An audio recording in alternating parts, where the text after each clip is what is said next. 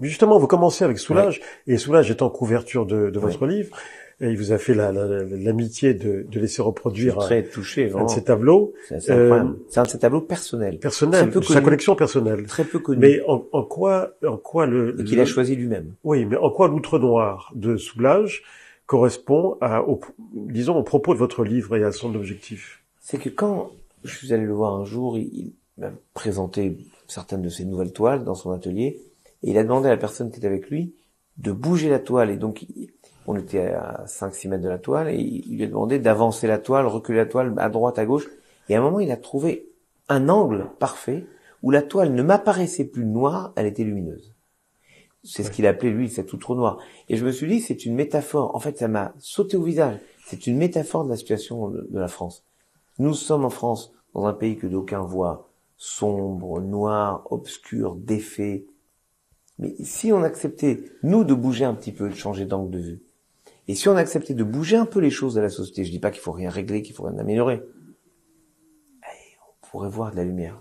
Parce que, objectivement, on a eu 1 an et demi de gilets jaunes. On a eu 3 mois pratiquement de grève intense, du 5 décembre jusqu'à mi-février, ça continue. Maintenant un virus. Alors le virus, c'est un peu plus compliqué parce que c'est trop récent, et puis la bourse a chuté, il y a l'activité baisse, mais jusqu'avant le virus, la bourse avait augmenté comme ça m'a permis, on avait créé des emplois, l'activité économique était relancée, ce qui veut dire que nous sommes une société robuste et qui a des qualités énormes. Maintenant, vous prenez les mêmes. Là, maintenant, tout ce que les gens pouvaient dire contre la police, les pompiers, le service hospitalier, les urgences, les gens se ruent vers les hôpitaux. Les gens se confient leur vie aux hôpitaux avec le virus, confient leur vie aux pompiers, aux SAMU, tous ceux alors qu'il y a quelques mois, ils les vilipendaient en organisant littéralement de véritables guet-apens. Il y a des gens qui appelaient les pompiers pour leur faire des guet-apens. La police était appelée et puis encerclée. Je me dis que finalement on a un système qui est à la fois robuste et qui produit de l'humanité. Ça s'appelle la République. Ce que vous voyez dans les fondements de la République, mais ce que vous voyez aussi dans l'outre noir de Soulages, est-ce que ça peut aider au tikkun olam, à la réparation du monde? Je crois. Vous avez trouvé le mot juste. Et comment? J'ose pas l'employer. Je l'ai employé dans le livre, mais j'aurais dû peut-être le mettre beaucoup plus. Je crois profondément que chacun et chacune peut réparer quelque chose du monde. Maintenant, le nom de code de mon livre dans mon ordinateur, quand je l'écris, vous savez, c'était livre de couture. C'est comme ça que je l'ai appelé au début, parce que je me suis dit, il faut que j'écrive quelque chose pour qu'on pousse chacun à retisser quelque chose de l'ordre du lien social. Comment faire le tikkun olam? Faire ce que les gens font. Aller voir les malades dans les hôpitaux.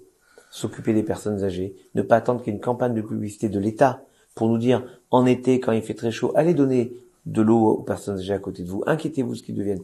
C'est retrouver cette humanité qui nous pousse naturellement à nous inquiéter de ce que j'ai appelé les failles de chacun.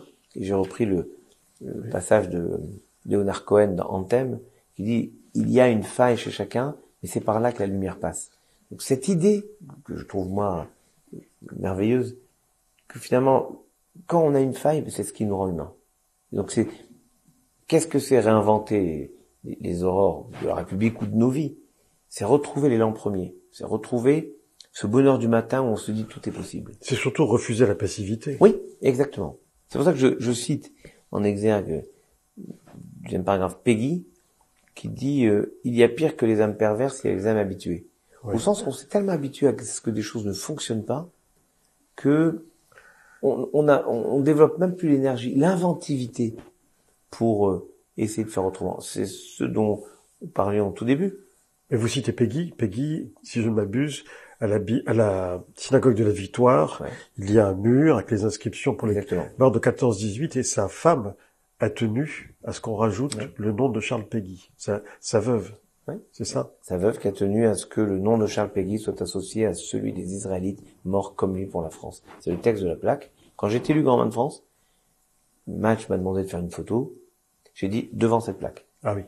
Et si je peux me permettre à titre plus personnel pour vous, exactement en face du nom de Nissim de Camondo, ce pilote de la Première Guerre mondiale, qui aurait pu éviter pour diverses raisons, parce qu'il était blessé, parce qu'il était fils de banquier, qu'on s'arrangeait comme on voulait à l'époque, qui a refusé de s'arranger, qui a voulu s'engager pour la France. J'ai tenu, avec moins de talent que vous, raconter la vie de Nissim de Camondo, vous l'avez fait pour toute la famille Camondo, mais c'est justement cette famille dont une partie est morte pour la France, Nissim est mort pour la France, et sa sœur est morte par la France, puisqu'elle a été livrée aux nazis et déportée à Auschwitz avec son mari et ses 2 enfants. Eh bien, malgré tout, ils sont une part de la France. Et en associant ces morceaux lumineux de notre histoire et ces morceaux tragiques, on pourrait se dire mais il n'y a plus rien à faire. Mais au contraire, on a continué à espérer, on a continué à bâtir la France, on a continué à s'investir dans cette version de la France, qui est la version républicaine. C'est ce que vous appelez aussi la part juive de la France. Oui.